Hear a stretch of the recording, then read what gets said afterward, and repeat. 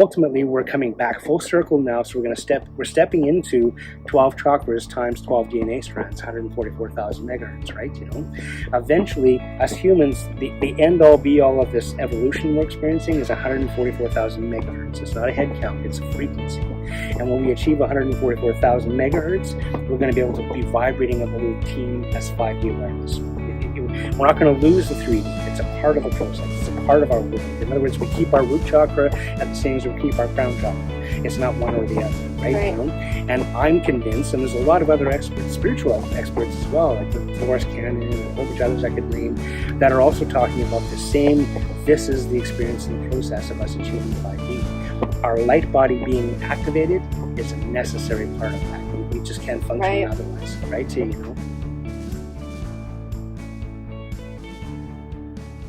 Hello everyone, and welcome back to Lady Braven of the Pride. I am extremely excited to have my dear friend David Pilz in my home today, and we are going to be having a conversation about ORMUS. We're going to tell you what that is. We're going to get into some detail of the background, the purpose, the composition, everything. We're going to ask all of the big questions about what ORMUS is and how you can use ORMUS in your own life. And I'm really excited to have you here and for you to share this story, not just about ORMUS, but about your experience with this compound and how it came into your life. So thank you very much for being here. Oh, thank you for inviting me. This is a cool story. Yeah. Not just in my own personal world. I have a ledger full of cool stories, but for humanity. It's no secret to anybody who's been following me or watching me that I'm going on about this evolution that humanity is experiencing right now on this planet, and that amongst all the different changes that are taking place, be them bad or good depending on who you ask, and which perspective they're taking. The bottom line is I truly believe that we're evolving into something. And I also truly believe that this ORMUS, this concoction, is a part of that. It may even, to be perfectly honest, may have been a part of our creation story, if you like. Why are we here even in the first place? Why are we showing up here? Some of the tales and the stories and the myths and the legends and the prophecies that I might share here, today, may land, powerfully, in your audience's, ears, and, truth bumps showing up and all this good stuff, right? And it may also come across as the ravings of a madman, and I'm okay with either, because this is the story as I believe it. These are my favorite kinds of stories. Totally. And conversations. Yeah, good. I mean, it's right on the edge there because, and to be perfectly honest, even when I share these stories, sometimes I'm listening, and I'm going, if I were just some person, I'm saying, sitting in the back of the room listening, some of these stories would be pretty big. I'm saying he must be embellishing, he might, etc. And yet I promise I'm not. Some of the more bizarre parts of the story I keep to those private circles, right? Kind of an idea. ORMUS. ORMUS is orbitally rearranged monoatomic elements. It's actually ORMS, O-R-M-E-S, but there's a fellow by the name of David Hudson. He was a sheep farmer, literally, down in the States there, and he discovered this stuff because he kept on pouring these fertilizers, chemicals, acids and what have you, on his fields, and certain portions of his fields were reacting very specifically in creating this white powder substance, and he didn't know what it was, and because he didn't know what it was, that he actually couldn't produce as a farmer, in that space, because of course everything has to be FDA approved, and environment and all this stuff, and he had some questions that couldn't be answered. So actually this stuff was putting him out of business. Was his initial motivation was, what is this thing, right, that I can't explain? And so he sunk his teeth into this thing, and the deeper he got down that rabbit hole, the more excited he became. Again, keep in mind, sheep farmer, not scientist, not, psychic, not, etc., right? I mean, this is gumboots up to here, kind of guy, right?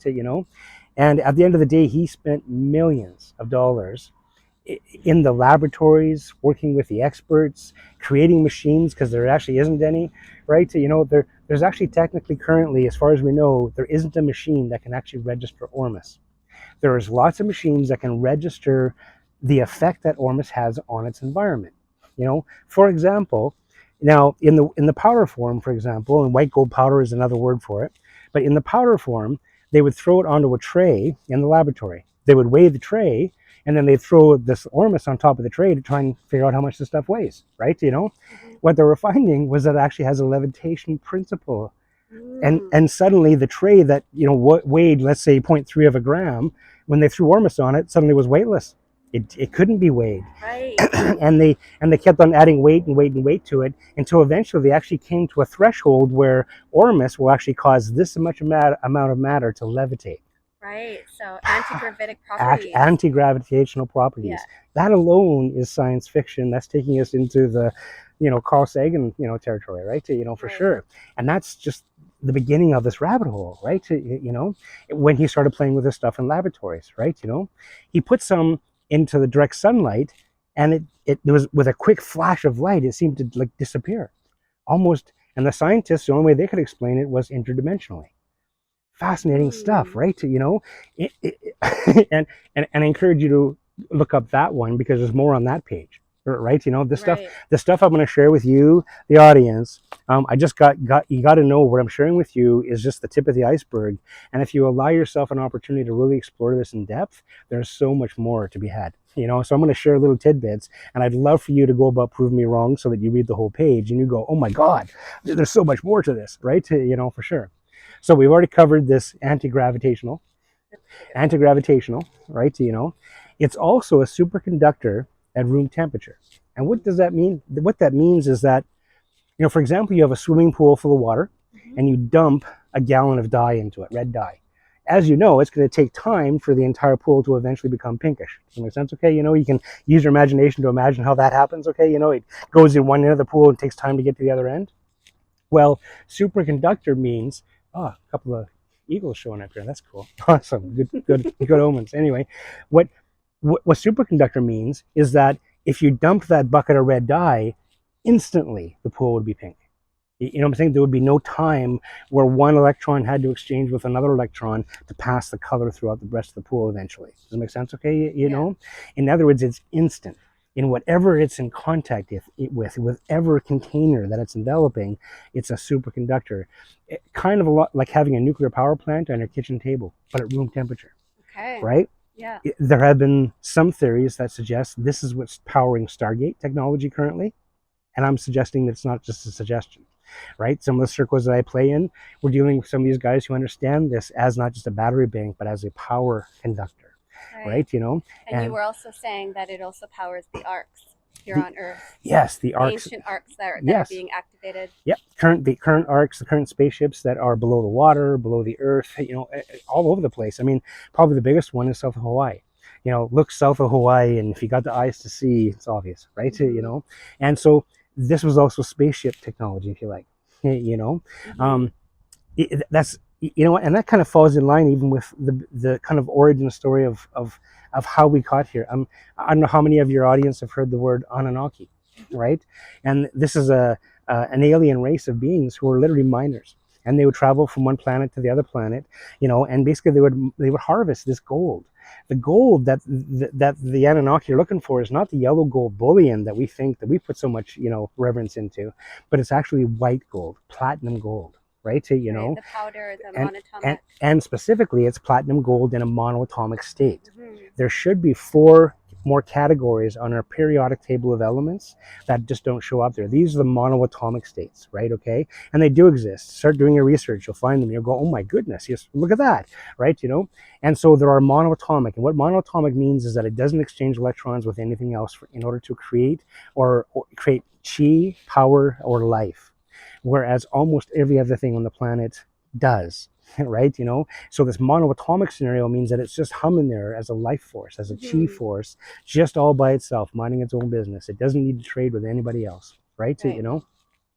And so that's where the monoatomic aspect of it. Orbitally rearranged monoatomic elements is the whole ORMUS, term and name for it. And each one of those names and terms was put into place not just because it sounded weird, but because it actually explains the process and the formula of what ORMUS is as it shows up, right? Some other names you might recognize: Manna from the Bible. How do you think that Moses guy fed all those people in the desert? What's interesting was that the stories through the Ormus communities is that you can actually also make Ormus from women's urine. From women's urine? Women's urine. Okay. Hey ladies, pee in this cup, bring it back, we'll make you a cupcake that you get to eat, right?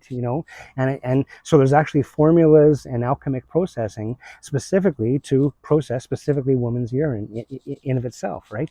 I also read women's milk. Okay, yes, absolutely, totally. In the Egyptian days, they called it its. And yeah, men's sperm. Men's sperm is high, and they might contain Ormus. Why wouldn't it? Mm-hmm. To be honest, Ormus is found in every living thing. Yeah. Humans, apples, grass, cows, right? The reason we like things that are fresh, if you like, is because it has higher quantities of Ormus in it.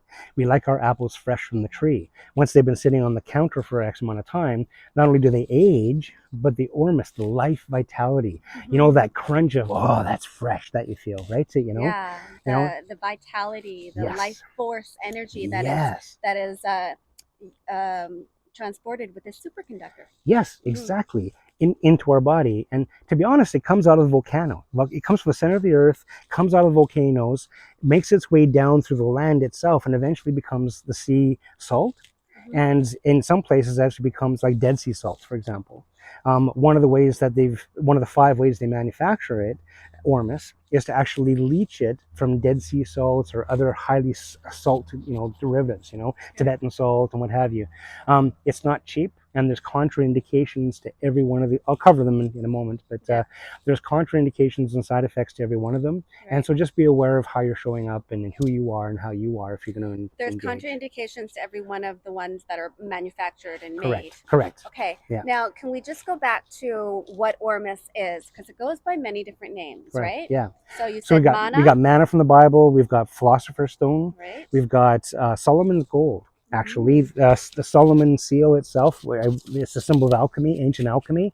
It's the alchemy of this Ormus, of taking life and actually processing it into something different, right? It could potentially even, the Solomon, having the Solomon's touch, everything he touched turned to gold. It could very well be that he figured out how to leach this Ormus out of everything. Every living thing that he came in touch with, he was able to derive gold from it, which is kind of true. You can get it from every living thing. And our food is a big part of how we ingest it into our world, right? Has it also been referred to as something along the lines of the Fountain of Youth? Now, the Fountain of Youth is interesting because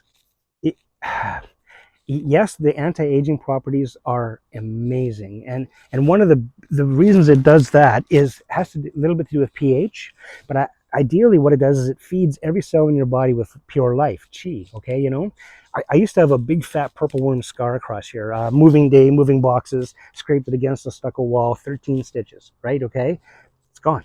Right, it was a big fat purple worm, and all I did was topically, I rubbed it on there every day for less than 6 months, and it's been gone. Right, Now, what happens is that the Ormus actually feeds chi into the dead skin, into the dead cells that create scar tissue and all sorts of other scratches and blemishes, wrinkles, yada yada yada. Okay, and so what happens is it feeds into the cell.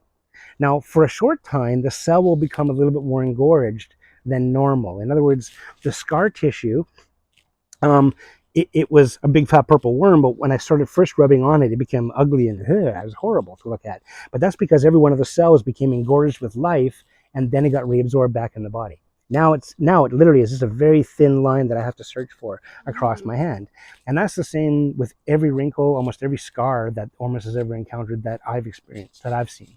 We've had people who come in here with those long ones from heart surgery, what I'm saying, all the way up their arm. They took a big vein out, and now today it's just a very thin, tiny line, right? So it does heal the cells, what I'm saying, on that level. It feeds them the chi. It's like spinach for cells, right? It feeds you that chi that you need in order to be able to not only just support itself, but to thrive. Does it make sense? Yep. Our current diet sucks. Humans on a regular basis, we're depleted in everything. Honest to goodness, including this Ormus, right? we'll reach for things like bean sprouts because they're high in ormus, and eggs even high in ormus. You know what I'm saying? We're looking for these things that have this early life energy to it because it's got that high properties of it, right? For sure. Right. Now, the fountain of youth is different in the sense that fountain of youth implies a bathing water, a place that the earth creates it and replenishes it. And well, I'm here to tell the story that maybe we found one, but I can share with you that although it's been made reference to this immortality, this fountain of youth, this dynamic, the Holy Grail, I'm saying, as a matter of fact, the story of King Arthur and Excalibur is the story of Ormus. Okay. You've got 12. King Arthur and Excalibur. King Arthur, Excalibur. Yeah. Excalibur is Ormus. That Merlin, the alchemist, leached from the lake and the rock so that Arthur could be using it. Does that make sense? Okay, Mm-hmm. And each of the 12 different knights there represent each of the 12 Star Nation species that were in the process of working with this experiment that we've just come to the end of, right? In other words, our ancient ancestors. It's a part of our origin story, right? And we're gonna track back to that in just a second here, for sure. Okay. But it's been called these many things. As a matter of fact, there was a jar of it in the Ark of the Covenant. And the reason that's there is because, and this is back to powering spaceships, okay?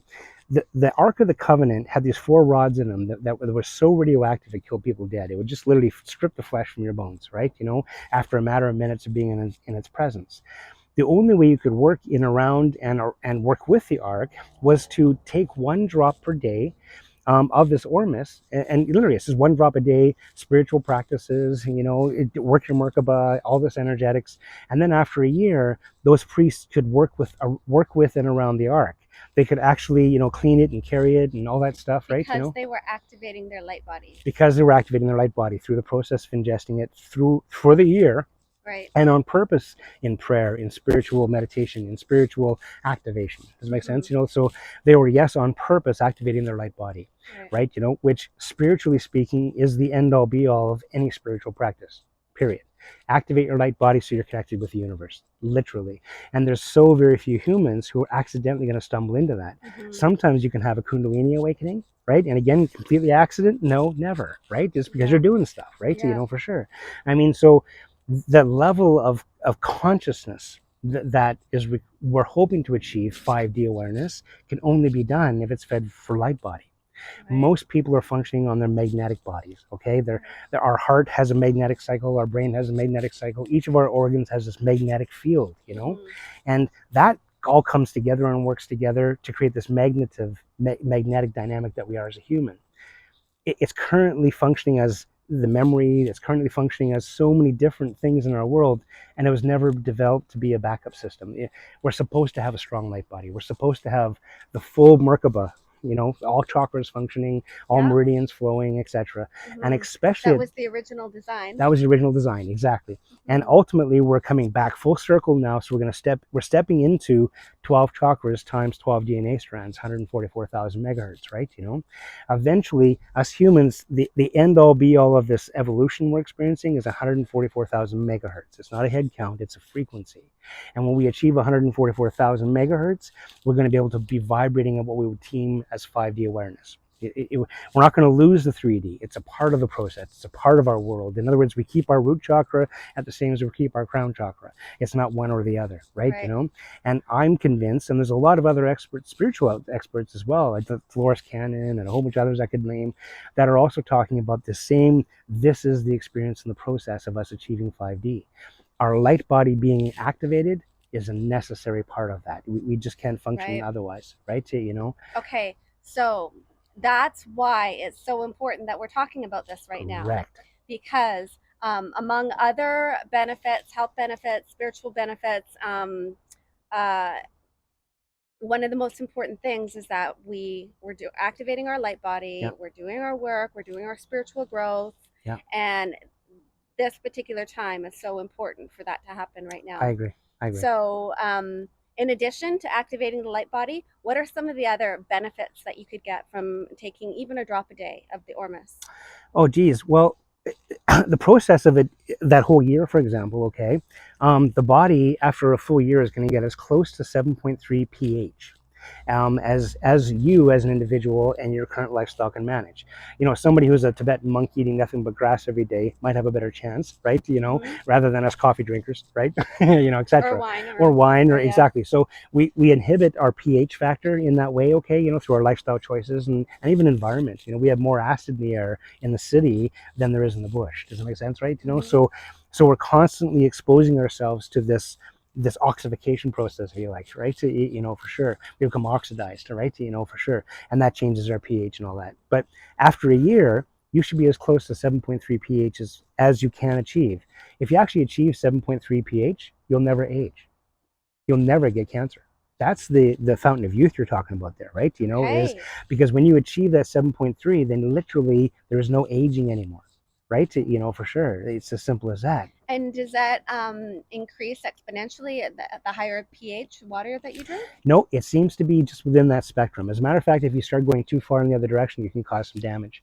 I've been drinking 9.5. Yeah. Oh, which is high. It is, but it's high. But again, keeping in mind that you're working this alkaline, kind of acidic stand in your world currently. Does it make sense, right? You and I mentioned a little bit about Kangen.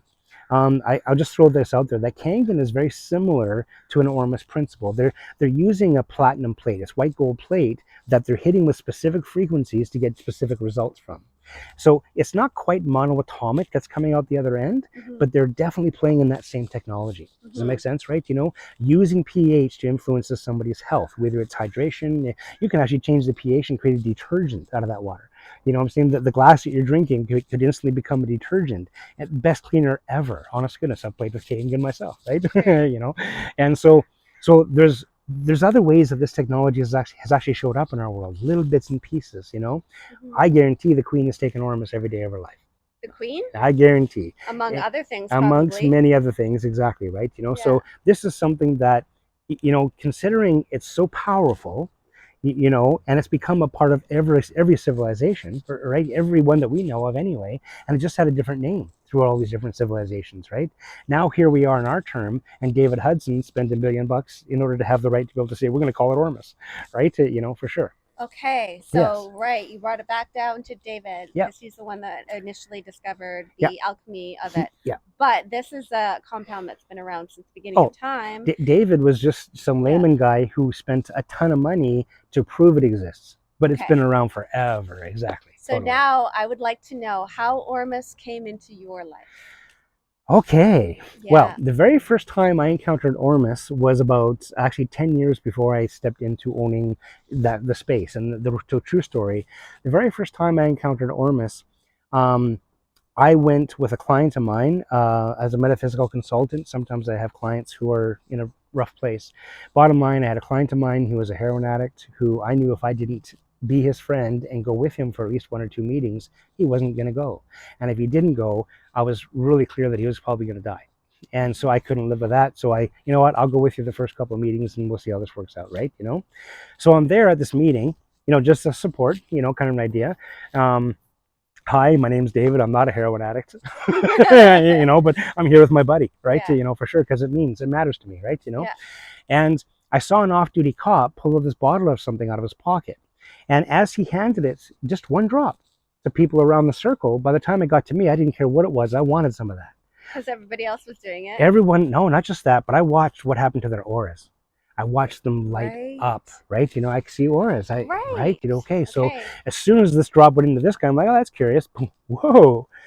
And him too, whoa, I'll take some of that. Don't care what it is. I wanted some of that. Whoa, love this. Awesome, this is so cool. This is better than heroin. What is this, right? And so it was explained to me, to be honest, it was used for a lot of addictions because for some reason you can take this stuff and you don't get any fallout. You don't get any of the side effects, the ill effects that come from, quitting and all that stuff that come from it, right? So that was my first exposure to it, was that. And I bought a bottle from him, that guy, and I did the whole year protocol myself, the whole spiritual 1 year, yada, yada, yada. I personally can speak to the results. Already a psychic in the industry, already walking in a certain level of awareness. This was spinach from my Popeye. And I promise I even hit levels that were so cool to me. This is DMT on steroids, you know what I'm saying, And in a good, healthy way, in a controlled way, in a natural way. You know, DMT on steroids? DMT on steroids, exactly, right? DMT, of course, is Jacob's ladder, the access to those different planes of Yeah. existence and all that stuff. Dimethyltryptamine. Exactly, and this is, I mean, most people do peyote and ayahuasca and mushrooms and all that stuff to achieve DMT drip, looking for that access, right? Yeah. This was able to, after that year, give me access without having to have the external stimuli that way, and I was in total control. But you can imagine walking around all day, every day in total connection with the universe and raise 3 kids. It just wasn't practical. I was stubbing my toe in both places, and so I backed off for a little bit. And later on, I did pursue really deep dive these protocols, for sure, and for amazing results. Simple as that, right? So again, the benefits, this is one of the benefits is that. I can also share that there's also some technology, some injection technology these days that has graphene oxide in it and nanotechnology and stuff like that that may not be beneficial to humans. That is really, really, really comfortable if we're working just off of our magnetic fields. I'd like to be a little bit more clear about what you're talking about without saying what you're talking about. Correct. Yeah.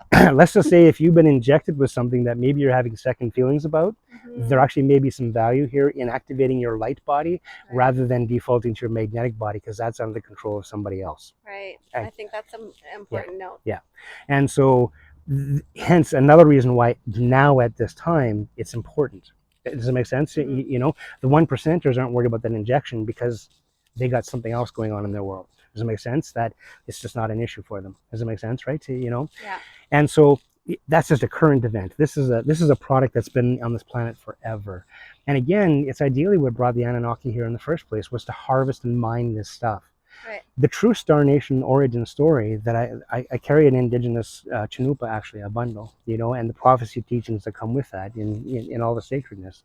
And in the origin story is very clear that the Anunnaki came here looking for gold. When they came here, they created a beast of burden like they did every other planet that they went to, because they're space travelers. They had no muscle mass. They couldn't lift that jug or move that bale, or what I'm saying. So everywhere they went, they would take one of the local denizens, critters, and mix some DNA into it and get a beast of burden, right? Hey puppy, go get that thing for me. Oh, good, you fetch good, right? And everywhere they went, they created a critter that was no smarter than a dog, you know what I'm saying? But when they came into Earth, something different happened. And the critter that they created, we'll call him Adam, because it's related to a story somewhere out there. And he was Merkaba active. He was self-aware. He was I am, for the very first time ever. And this was kind of whoa, this is interesting. Now, it cannot be considered life unless it can propagate, unless it can continue its own species, okay? So they took this guy, Adam, and they mixed up, a girl. They brought in one girl, her name was Lilith, didn't work out so good, just a little bit feisty. So they had to let her go. And they brought in this other one that was way tamer. We'll call her Eve, okay? They introduced Adam and Eve together, bada bing, bada boom, dim the lights, get the music going, candle lit. Next thing you know, you got babies, right? For sure. So it can reproduce, so it's living, it's life. It was so exciting that for the first time ever, this event had happened. The Anunnaki put a call out to the rest of the universe, and the rest of the universe showed up. They formed a council of 12 Star Nation species that were going to donate their genetics so that we could have this weird, wonderful experiment that ended on December 21st, 2012. It started in the days of Lemuria. Lemurians, Atlanteans, Sumerians, Draconians, a whole bunch of other Ians in between, and it ended December 21st, 2012. That's the ending that the Maya were talking about. That's the end of that complete cycle. And what is the name of that cycle? Oh, geez, I don't even know what the whole cycle is, but it's literally just about the Star Nation creation. It's origin story. It's our origin story. And as we're waking up right now, the light from the sun is a different frequency than it was. It's now much whiter. There's actually new light spectrums in it. It's not goldy yellow anymore. From my childhood, I remember the sun being very different. Totally, it's much more goldy yellow. Exactly. Yeah. The kids in kindergartens are grabbing the white crayons, not the gold crayons like we did, right? They know they draw it. They see it. They draw it, right? And so. That's a dynamic there. The Schumann resonance is firing a different vibration in the song now. We even have CERN contributing to evolutionary dynamics. For all I know, Fukushima, the radiation dynamic, is also contributing to our awakening protocol, right? For all we know, crop circles, an imprint of a frequency on a field. Now, what's interesting is the farmers don't separate that from all the rest of the crop. Okay. You would think that they would say crop circle with this weird energy coming off of it that we can't explain. They would say we're not going to sell that, in Weetabix next No, they week. take it all. But they take it all. Yeah. And so that frequency becomes almost an attunement as it hits the food cycle. Does it make sense, right? As it hits That's really our world. fascinating that I've never thought of before. Totally. And that's just one example of so many different attunements and higher frequency vibrations that we're stepping into as in humankind right now. We're being pushed, we're evolving. It's almost like someone took our veg bulb and replaced it with a grow bulb, and now we're blooming. Does it make sense, right? And I promise the whole world is holding its breath right now, because this is the first time that anything like us has ever been out there. One of the things that humans do better than any other species, they say, is we manifest. We actually have the ability to rearrange matter into what we choose. If you go back to The Secret, remember those guys? What do we know? Yep. They proved that without the human observer, the particles of the universe behave differently. And so, back to the old adage of if a tree falls in the forest, is anybody here? Well, technically, if there's nobody there to witness that it's a tree, it might not even be a tree. Does that make sense? Okay, and it boggles. Exactly. Looks at it. Exactly. Until a human, and even better yet, two or more gather in my name, when two humans come together. I'm convinced when we hit 5D, you and I are going to be able to just decide we don't want this to be a bench anymore, and we want it to be a bicycle, and it is. Does it make sense, right? We're going to have, right now in the 3D, we have the kind of control over 2D that is godlike. I can grab a piece of paper and a pen, and I can draw whatever I want. I created something. I can turn the pencil over and erase it. I erased something. I am a god, okay, in the 2D world, right? Yeah. Okay, Well, eventually, when we hit 5D, we'll be doing that with the 3D world. You understand? We'll have that kind of influence, that kind of control, and to be honest, unfortunately, right now, for a lot of people, it's still very much knee-jerk. It's still just instinctive. It's still, they're manifesting like crazy, and they don't even know they're manifesting. Yeah. And the worst part is that some are manifesting so much out of fear projections, right? I'm a very conscious manifester. Perfect. And I always try to do it from a place of gratitude and love, compassion, and the higher vibrations. You never really want to manifest from the lower vibrations. No. And people do that unconsciously, though. Yep, when exactly. they're in fear and they're putting their energy and their focus and their attention on something that they don't necessarily want, but it's prevalent in their lives. Correct. And then they end up manifesting the things that they don't want. Correct. So, correct. Yeah, I'm a very conscious manifester. Perfect.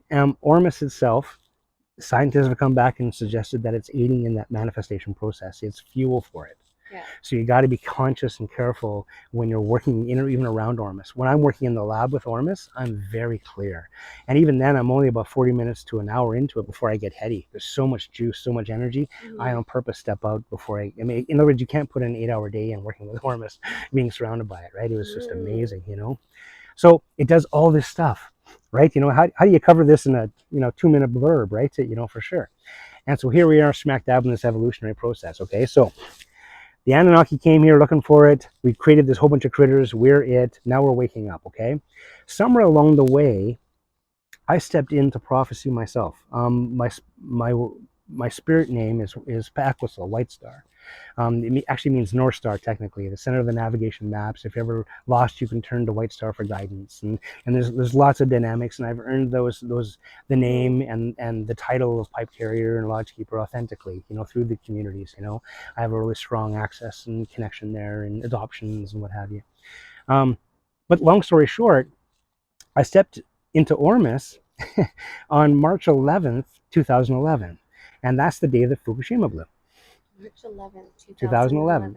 And I know it because that was the day that Fukushima, did its thing, right? Okay, a tsunami and what have you. Because I know this because I went out to the lodge, the Star Nation Lodge. And it was on this piece of property in North Okanagan on a place called Mount Ida. Interesting, Mount Eden, interesting. But, here I am on this piece of property that I was drawn to, that I was led to. Honestly, I had visions of it before I purchased it.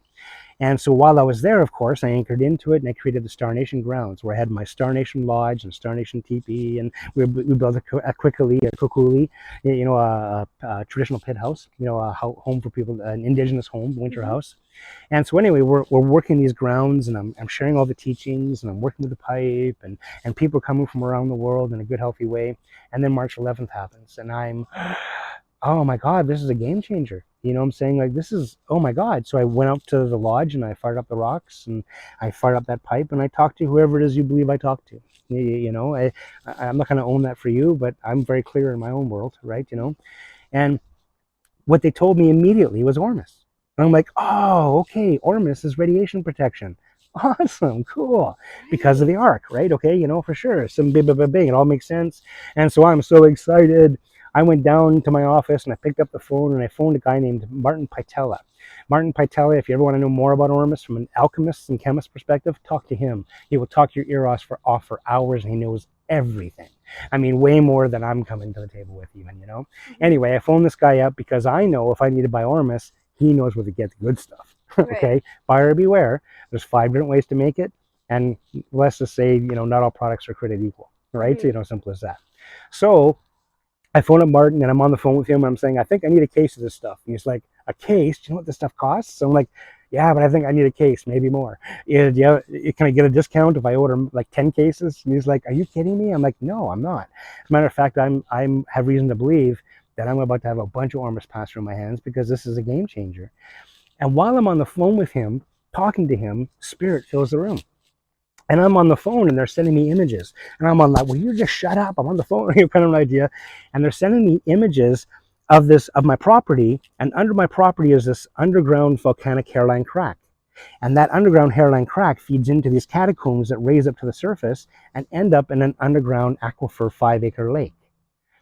I know Five a acre five aquifer. acre aquifer lake that I happen to know is there because we have a well house attached to it because we actually use it sometimes for feeding the fields.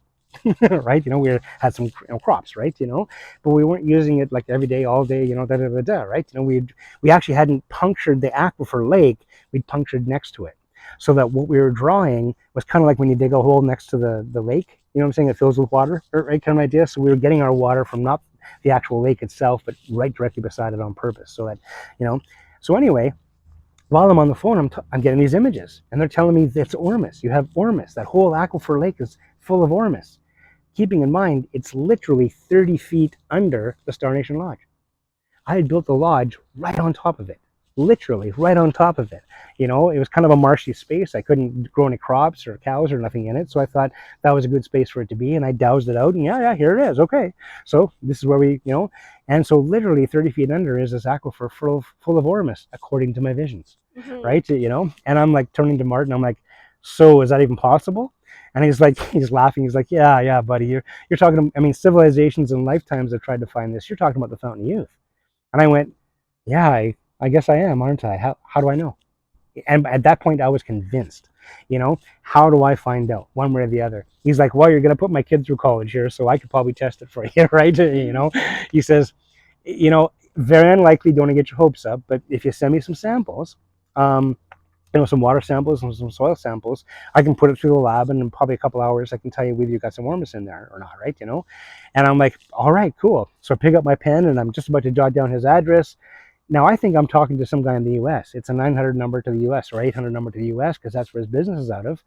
When he answers me and he gives me his address, he's 20 minutes from my house here in Canada. I'm like, are you kidding me? I'm on my way. Like, seriously. I hung up the phone, and within 3 hours, this guy who was, when I met me at the door, he was Spock. He was Mr. Scientist. He was Mr. I mean, Mr. Left Brain, you know, I mean, Mr. Spock. And, I mean, big heart, but this is a guy who was really bright. You know, he's talking on higher levels than most people are keeping up, right? You Mm-hmm. know, and I promise 3 hours later, he was giggling like a schoolgirl. He's going, you got this out of your water? You got this?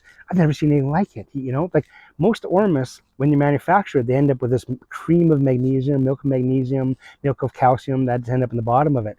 Or our Ormus literally is this white, pure, almost talcum powder platinum gold, right? You know, so it's the cleanest, even energetically, it's so clean, you know, honest to Mm-hmm. goodness. And so he was blown away by this, right? You know, obviously that sent the whistle out to all the Ormus, other Ormus communities. David Hudson himself, you know what I'm saying, and I've had plenty of conversations. I had all the experts come out. I sent all of my stuff out to the labs around the world, you know, Mm-hmm. so that it could be tested, you know what I'm saying, making sure I wasn't going to kill anybody by selling this stuff, right? You know, and wouldn't you know it, the experts proved that I discovered the only naturally occurring source of worms on the planet. You know, and there it is, that 5 acre aquifer lake. You know, But you're also quite sure that there are many more. It's just a there matter of there finding them. there are others. I just Yeah. know it. As a matter of fact, I believe that I've located a second one. Yeah. There's got to be more. I Yeah. just have, and I didn't know it was there until I stubbed my toe on it. Does that make Right. sense, right? Until I came at it looking for radiation protection, looking for some kind of a. I wasn't looking for Ormus when it found me there. Does that make sense, right? Yeah. Some of the scientists even came out and suggested that the Ormus was been there forever, but wasn't active unless I had prayed right. Because it's actually Hmm. interesting, even in the chemical alchemic process of creating it out of dead sea salts and stuff, there's a moment of spirit, of intention, of prayer that shows up as a part of the recipes. That without that prayer, it doesn't show up. Fascinating. Wow. And this is And because information. you had your Star Nation cabin right over top of it, and Yeah, you were doing prayer up there. totally. Hmm. Totally, and of course it being a Star Nation to begin with, because again I believe this is a Star Nation gift. This is what brought them here in the first place. This is what's so required right now to us as a species. Does it make sense? Yeah. The prophecies were very clear that between the years of 220 and 224, the Draconian Empire was going to get dismantled. It's all being torn down, right? Banks and education and borders, and it's all being dismantled right now, right? Maybe not as quick as some would like, and way too fast for others. Honest to goodness, but I would like it to be a little bit quicker. I understand, and I know some people who are freaked out. They wish it was going much Hmm. smaller, much slower, Hmm. right? And what I can share with you is prophecies are kind of clear that in 224, that's all over, Right. and we're literally recreating not just something here on Earth, but galactic travel. We're heading. I mean, that Mr. Musk made it very clear he wants to be on Mars in 224, and I think it's because he's got the inside track too, Well, right? yeah, and they've already been building and Yeah, preparing exactly, and exactly, yeah, terraforming the entire planet. And correct. yeah, Yeah. so okay, so let's just go back, and I just want to reiterate the importance of what's happening right now, the Hmm. importance of being able to offer this Ormus to the world at this particular time, because everything that's happening is happening for a reason. Correct. And it is going to require that we activate our individual light bodies. Exactly. And Ormus is a very effective way of doing that. Well, you can either, and here's 1 ounce of it, and there's a 2 ounce of it, right? But you can either spend a lifetime working your Merkaba. Does that make sense? Come see me as a metaphysical instructor, and I promise I will get you to a Kundalini awakening and get you to where you're breathing right and you're walking right and your life is in that scenario and your lifestyle is right and all that stuff. Mm-hmm. I'm going to get you as close as I possibly can in that way. And that's a lot of work, and it's a Yeah. lot of time and a lot of discipline and a lot of focus and a lot of time away maybe from other things that you find more enjoyable, right? Right. Or one drop a day, Yeah. right? And But that doesn't take away the work that you still need to do, what's right? interesting is that I'm convinced, because I've seen it happen, we're talking thousands of times, where one drop a day is going to lead you to that anyway. Does that Yes. make sense? Yeah, but It's it's like activating your light body so that you're guided in a way that correct. it's not so much work. I agree.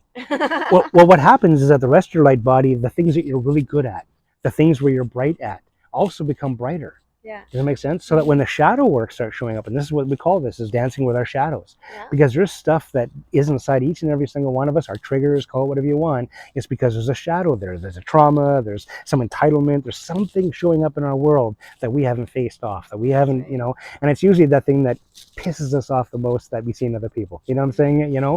And we just haven't done the work. We haven't done the shadow dance, right? And Yeah. I do initiation work and rite of passage work, with people all the time, young men and older men as well. And I share with you, that's where we do a lot of that stuff, but it's not something that everybody does.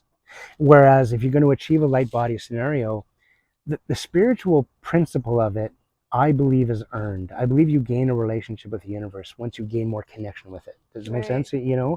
I believe you'll find your God. Mm-hmm. It doesn't matter what faith you're currently simmering in, honest to goodness, because I believe that once you gain connection, all that's out the window. Does it make Mm-hmm. sense? And you actually then have a relationship, right? With spirit, with the great mystery. Call God, call it whatever you want, right? Mm-hmm. There's that bridge that you're looking for. Well, the manna in the Bible was because they were looking for that bridge also, right? Right. For sure. In the Ark of the Covenant, they were looking for that bridge also, right? Mm-hmm. There's, I can go on all day long about the physical, the biological, the chemistry, the alchemy.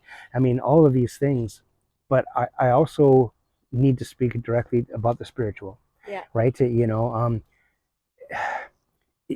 it's such an individual flavor. It's such an individual relationship. Even putting a label on it seems very demeaning, very limiting. But I promise that when you're fully activated, your Merkaba's flowing, and even DMT, if you like, you're going to access multidimensional awareness, wisdoms, understandings. Right? Mm-hmm. You're not going to hallucinate. You're not going to trip. Does it make sense? Right? Yeah. That's not what this is about in any way, No. shape, or form. As a matter of fact, you're likely to discover clarity and memory and all sorts of other things that maybe were long forgotten. I mean, Mm-hmm. Alzheimer's, all that stuff. We've had so many people play with the Ormus over the years. March 11th, 2011 was when I discovered this, right? So that's now what, at least 11 years now that I've been playing with this stuff. And I swear to God, we've had a woman, Rhonda Can, who came in. She's a papered biologist chemist. She cured her cancer with it and kept up with all of her three kids simultaneously, right? I'm saying her whole story is just amazing. I filled a swimming pool with Ormus at the ranch just because. Right. At $65 an ounce, yeah, that's how much it is on the open market, right? $65 an ounce. Filling a swimming pool in was just so decadent. Like Mm-hmm. that's huge. And then we invited some of the Upledger Institute, some of the handicapped people in, and then we invited some, and I had people coming out to swim in that fountain of youth. Does that make sense? Mm-hmm. I myself, if I dove in one end, by the time I swam to the other side and got out of it, I could feel my skin tingling. It was Mm-hmm. alive with, and we had some, I don't want to use the word miracles, what I'm saying, because I believe it really is just applied alchemy. Does it make sense, right? Yeah. Um, and alchemy includes spirit. Alchemy includes intention. Alchemy Right. includes, these things we can't touch, right? Right. But I swear that I've perceived and witnessed miracles myself, right? Mm-hmm. For sure. Mm-hmm. It's fascinating. Yeah, absolutely fascinating. And for myself, I've been taking it for about a month. Um, I've noticed some significant changes in not only physical appearance and wrinkles and removing things like that, but I've also felt emotionally or energetically, I'm less triggered. Totally. I'm less triggered. Yeah. Maybe it's because I've processed a lot of those triggers and Yeah. I've come to my own resolution with them, Yeah. and I've learned whatever lessons I had to learn. But as I was telling you earlier, I feel like I'm this kind of a void right now where I'm not really feeling a lot of anything right now. It's just I'm processing things. I'm I'm not easily triggered. I'm not easily reactive on anything, and I'm just in a complete state of acceptance and bliss and harmony and joy right now. Totally. And it's a good place to be. I don't have a lot of direction or motivation, inspiration, or I don't really know what I'm doing right now, Yeah. but it's still a good place to be. Totally. Yeah. Well, right now, I think every person's job on the planet is to do exactly that. Yeah. Is to have that relationship with yourself, right? Mhm. And more importantly, have that relationship with your evolving self. Mhm. You're not the same person you were a year ago. Right. And right now that's fast tracking Mhm. in a big way, right? There are lots of reasons to be stressed on this planet, Mhm. coming from every direction. Um, it's interesting because aside from all the metaphysical process as well, I, I for me, Ormus is about a good night's sleep. Actually, Right. when I back off my Ormus, what I'm saying, I can get very reckless in my sleep cycles. Being psychic and sensitive, I mean, you can find Mhm. yourself wide awake at 3 o'clock one night, and what I'm saying, it's just all over the map. But I found that when I paid attention to my Ormus, a dosage, what I'm saying, it's just my one drop a day. I paid closer attention to light dark cycles in a healthier way. Mm. You And do know, you feel like it made a difference in your dreams? Oh yeah, for Yeah. sure. Well, multidimensional awareness. I'm Hmm. I'm complete in controlled lucid dreaming Lucid state now. dreaming, Yeah, right. I also want yeah, to just mention that I've been going through kind of a healing process of my own. And because I've been taking the Ormus for a little over a month now, um, there's like big things happening yeah. within my system, within my body. There's healing, there's like a lot more energy. I feel like I'm taking back my power. And I think that I could probably attribute some of that to the Ormus Totally, for sure. totally, So, I mean, just within 1 month, I've noticed quite a few things within myself, totally, mind, body, and soul. totally. Mm-hmm. My spirit, my metaphysical self has been in the last, as you know, a lot of your people listening may not know, I've got into 2 serious car accidents in the last 4 years. And I swear that Ormus has helped me mend in such a powerful way. The only thing kind of left at this point now is I've got my zipper's broken. It's called diastasis recti, and the doctors want to get in there and operate and put this little patch in there and stuff like that. And I'm like, no. Give me 6 months on Ormus and let me keep doing what I'm doing, and this whole conversation will be mute, all right? Right. Honest to goodness. Yeah. Um, to be honest, the best way to get Ormus in your system is actually not even necessarily directly on the skin, with us topically or ingest it in your mouth. Okay, 1 drop a day under your tongue is my favorite way. Okay, Mm-hmm. 1 drop a day under your tongue, you'll even feel a little boost of energy about 20 minutes later, right? For sure. Um, but they tell us the best way to actually get Ormus into your system is either to grow a vegetable and eat the vegetable, or grow something you're going to smoke, whether that's cannabis or tobacco or mullein, or there's a variety of different things that carcinogens aren't healthy for people, but things like mullein, for example, are really valuable, and cannabis, of course, is in a league of its own, right? For sure. And so, the best way technically is to feed it to whatever's going to feed you. Does that Mm-hmm. make sense? Okay. Yeah. And that ups the ante for some reason. It allows the Ormus to get processed that much better. It's interesting because radiation is the same way. If you radiate a blade of grass that gets eaten by a cow, the cow will be more radiated than if you expose the cow to radiation directly. Mm. Every generation in the food cycle, in the food chain, it ups the ante in the damage that can happen from radiation. Interesting. Ormus is exactly the same way in the benefits that can happen. Because it's a superconductor. Because it's a superconductor. Mm-hmm. Yeah, exactly. And it's pure life, right? Right. For sure. I really appreciated this. This is like an hour, when I was talking, because how do I share this with people Yeah. Well, without this is such a just powerful and important totally. story and personal experience, I think, for you to share at this particular I time. agree. People Yeah. need to know that this is available and it's an option. So, on that note, where Yeah. can people get it? Well, you can go to my website, Omana, Mm-hmm. .com. You can go to that website. So far, I don't even have a shopping cart set up because I want to have a conversation with everybody who buys from me. Right? Okay. Okay. So if you go to the shopping cart and you're trying to order from me and it doesn't work, well, send me an email and we'll have a conversation. Okay. Because I want to be able to have this conversation with that person in advance. This isn't just like something you can buy off a shelf. Does it make sense? Read the potential contraindications, and I believe that even just a 2-minute conversation with each of my clients that are receiving it would be so beneficial. Even just if I'm just directing with the dosage and the how and how much and stuff like that, right? Okay. I look forward to a time when the organization is so big I can't do that anymore, and there's people that I've taught who are answering those questions and so on and so Maybe I forth, might be right? one of those I would people. I would love that, exactly. Yeah. For sure. People with personal experience who have Mm-hmm. something to share and some experience, right? Mm-hmm. But for right now, it really is still very hands on, right? Right. Also because just like as a metaphysical instructor, I realize that if I'm putting people through these mental push-ups and I'm getting them to grow, I also have to have a community for them to anchor into, because there's going to be some fallout. The shadow work we just talked about, right? Right. For sure. And so I want my clients to understand that I, as a metaphysical instructor and community leader, also have that. Right, every Sunday night, for example, on Zoom, I have a gathering of people. Whether it's about Ormus or metaphysical development or something that's going on, people can just show up and participate with, right? And is this on your Facebook group, White Star Yeah, Teachings? White Star Teachings. Yeah, Yeah. and that's the White Star Teachings. This Ormus stuff is a part of it, but it's such a small part of it, but yet intricate through everything, right? For Right. sure. But the White Star Teachings are basically about this evolution and Star Nation and what we need to know. Basically, because we've shifted from a 7 chakra system to a 12 chakra system, there's a lot going on in our world right now as a human species that we have no answers for, right? Right. And so I wanted to be able to create a community for people to anchor into to get some answers, right? Right. And get some support, Mm-hmm. because their whole world is changing from the inside out.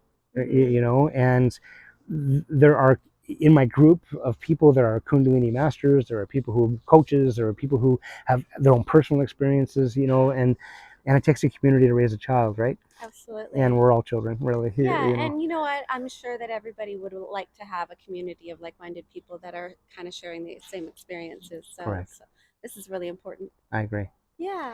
But thank you so much. This is an opportunity that I've been meaning to get this down on video for quite some time. It sounds like an infomercial, right? You know, buy my, No, it's but you not. know, but it's just that it does everything. Does it make sense, right? It's You such an know, important story. yeah, And where else are you going to share this story? totally. Is there anything else that you would like the audience to know about your experience with Ormus and about the importance of it coming out at this time during the Great Awakening of humanity? Um, I again, I'm convinced, and I'll just kind of repeat what I suggested earlier, that we have to have our light body active in order for us to be able to achieve this 5D awareness. And it boils down to either you're going to awaken into this 5D or you're going to die. And I don't mean to sound that extreme, but that's what I'm seeing. Does it make sense, right? To, either people wake up, and I mean, some people talk about these two different worlds, these two different dimensions. Does it make sense? And maybe that's the reality of it. That the people who are going to hit 5D are going to hit here, and the folks who are going to stay 3D are going to stay put or go someplace different. I don't know, but what I do know is I want to take every one of my friends with me. Mm-hmm. Does that make sense? Yeah. I want to take the planet with me. I've had an opportunity in a lifetime of sacred, in a lifetime of working with not just this tool, but all the ones available, to a person, and it's a really cool world. Yeah. It's a so many things that were broken previous, in our world, in our culture, in our diet, in our everything. I'm convinced that this helps fix that. Does it make Mm-hmm. sense, right? Mm-hmm. On Ormus, not only when you get healthy, you'll probably start getting lucky. Start attracting, different things to you that are valuable to you instead of stubbing your toe on things. The bottom line is I'm convinced at this time of evolution, this medicine showed up because it was at this time necessary. Mm-hmm. As a wildcrafter, I know, for example, when the dandelions are all showing up in prolification, as a wildcrafter, as a medicine keeper, my job is to harvest as many dandelions. Oh, there's a lot of dandelions out here. I should probably harvest some extra. And you're supposed to prepare that medicine because you know damn well the next season they'll be coming up the mountain looking for the medicine. And wouldn't you know it, nature always knows. Last year it was dandelions and morels everywhere. And those are the medicine I promise that are going to be required in the spring. Heart attack medicine and kidney medicine, Right. which are dandelion, right? For Mm-hmm. sure. The year previous to that, it was nettle. And we talked earlier today as well as, what, you found your way to using nettle yourself last year, right? So the way it works is if you have a purification of all this extra medicine, harvest what you can, which in stewardship is the key. You're Mm-hmm. not going to harvest everything. You're going to harvest what you can and still keep that crop alive. Does that make sense? Okay, Right. So you're going to harvest what you can and still keep that crop alive. Prepare it because they're going to come needing it, no problem, right? Right. And I'm convinced Ormus showed up at a time when it's needed the most. Mm-hmm. Whether that's radiation from Fukushima or whether that's some other potential danger that you see in your world, right? Mm-hmm. I'm convinced that we can get there on our own through meditation and through discipline and all that. I'm not convinced we have the time anymore. Right. The time is Yeah. is now an issue, and Yeah. we no longer have the time to go through the personal journey and process. Correct. And yeah, so that's why this is so important. Yeah, it's an aid. It's a Hmm. tool, right? Yeah. You know. Well, thank you very much for Mm, sharing that very authentic and unique and amazing, incredible story mm, with all of my audience and everybody that's paying attention to what's going on in the world.